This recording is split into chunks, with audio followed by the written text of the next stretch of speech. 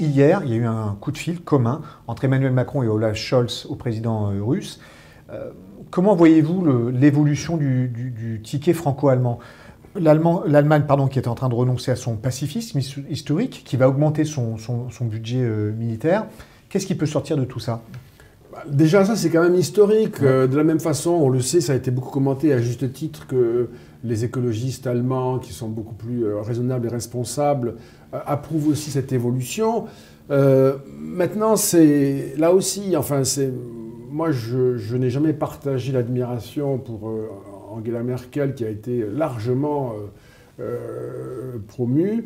Elle a fait une erreur que je considère même comme une faute en ce qui concerne le nucléaire. Même chose pour l'engagement de Gerhard Schröder. Qui empêche l'Europe aujourd'hui. Qui empêche l'Europe. Et ce ne sont pas... chacun comprend que ce ne sont pas des décisions qui se corrigent en 24 heures.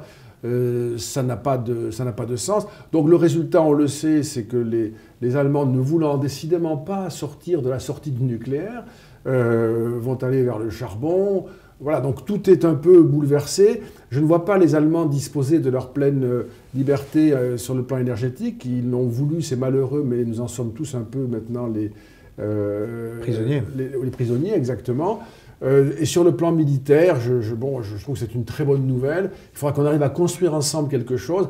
C'est pas sûr que ce soit l'idée pure à laquelle certains pouvaient aspirer, d'une véritable Europe de la défense, avec un armement européen ou franco-allemand. Enfin, ça n'a pas l'air d'être aussi simple que cela. Il y a quand même cette idée que les Américains sont de plus grande confiance, ou qu'il est préférable de leur acheter des armes. Il faudrait quand même qu'il y ait une industrie de l'armement européenne, sans quoi nous retombons dans ces problèmes d'absence de souveraineté. C'est frappant quand même de voir que dans ce monde du XXIe siècle, les Européens sont ceux qui se sont le moins intéressés à la souveraineté et à ses fondements. Et à part, au fond, le président Macron, qui a défendu ce concept dès septembre 2017 autour de la souveraineté européenne, on s'aperçoit que ni dans le militaire, ni dans l'énergétique, ni dans l'alimentaire désormais, même dans le monde numérique, enfin, nous n'avons aucun élément de souveraineté. C'est absolument intenable. Ça n'est pas soutenable. Sur le plan budgétaire, pour certains pays, oui, pour d'autres, non. La France, non, par exemple. Donc ça n'est pas soutenable. Il est absolument essentiel que les Européens s'attachent à retrouver leur souveraineté nationale pour faire en commun une espèce de puissance européenne, ou bien une souveraineté européenne, mais qui sera quand même plus longue à construire.